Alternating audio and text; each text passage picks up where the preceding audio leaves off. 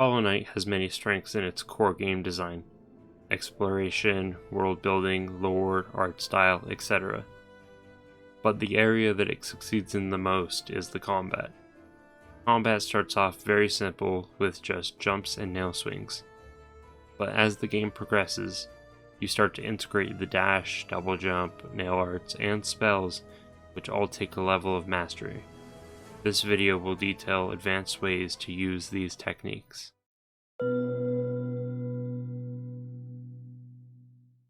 Spacing your nail is important to safely landing hits and still having enough time to dodge enemy attacks. Being too close can leave you vulnerable. On screen, you can see how spacing your attacks makes a big difference on whether you get hit or not. To practice spacing, you can try walking backwards while getting quick nail strikes out in the other direction. Once you get the technique down, you can start timing your nail strikes with the enemy's attacks. A mechanic that makes the game's combat feel more organic is the knockback on your nail hits. It gives all your nail swings a sense of force put into them. However, this can lead to situations where you knock yourself into another enemy. In those situations, it's better to use the upwards nail attack. You won't get pushed backwards, and it doesn't stop your momentum.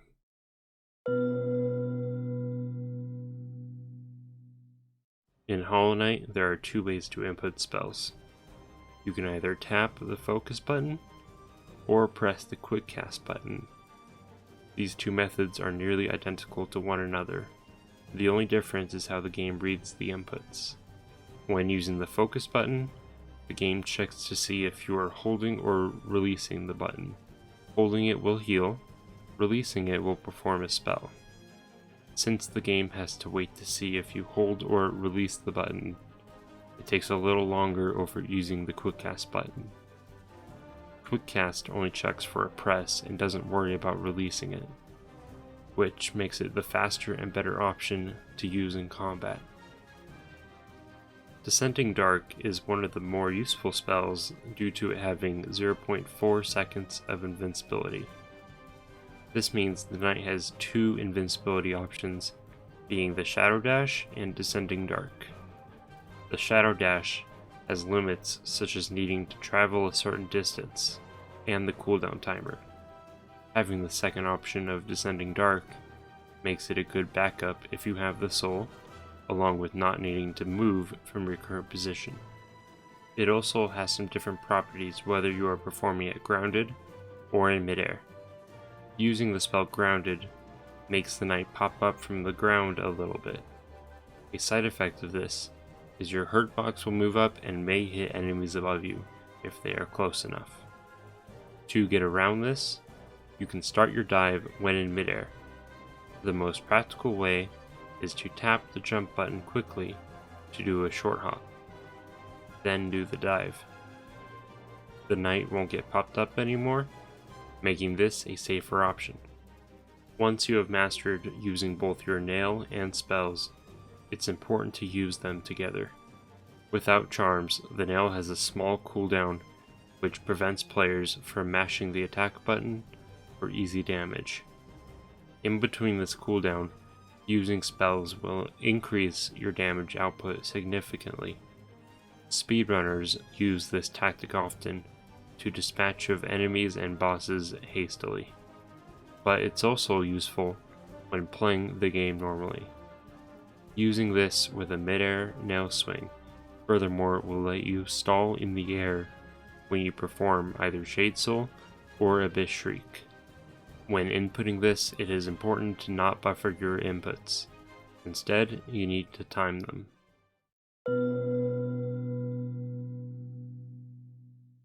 Incorporating good movement with your nail swings will let you track down enemies easily. You will be able to get the couple extra hits that determine whether you win or lose the boss fight. This is performed by using your nail immediately after your dash. Bosses that move from one side of the screen to the other now can't escape for free when you are tracking them down with the dash. The double jump, or monarch wings, don't work exactly like the knight's regular jump. They have a little bit of a startup before they make the knight rise. If you land with your double jump close to the ground, you will hear and see the animation for monarch wings, but the knight will touch the ground. When you touch the ground, your double jump gets reset, meaning you kind of have two double jumps. If you are ever landing with your second jump, you can use it again, and the animation will play twice. Using this trick gives you more freedom on how you use your mobility to dodge attacks. An ability that doesn't get too much use against bosses is the Crystal Dash, but there are still a few situations where it can be used. When up against a wall and sliding down, you can tap the Crystal Dash button repeatedly to stall on the wall. Using it normally is a good option for quickly getting to the other side of the arena, where it may be safer to heal or charge a nail art. There are 3 nail arts the knight can learn: Great Slash, Dash Slash, and Cyclone Slash. Great Slash is the easiest to use. It has a good hitbox that hits enemies in front of or even above and below the knight. Dash Slash only initiates after the knight uses a dash, which makes it a commitment, but it also has a very long horizontal range.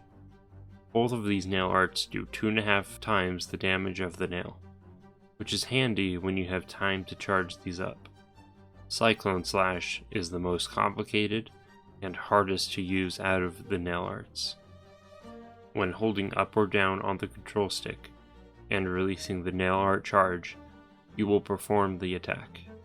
Cyclone Slash has a good range around the knight, but movement is slowed down significantly. Most players end up not using it due to the lack of mobility, but it is actually the most broken nail art the knight has. You can either release the charge or mash the attack button to get more hits in. Using the release charge will let you act sooner out of the attack, at the expense of not getting as much damage. However, if you decide to get the longer version of the attack, you will get over 3 times the damage of a Great Slash or Dash Slash when connecting all 7 hits. Another variation of Cyclone Slash is using it in the air.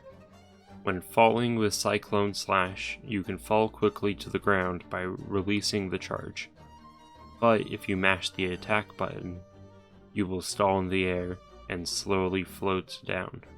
This creates a huge attack that can obliterate enemies around you.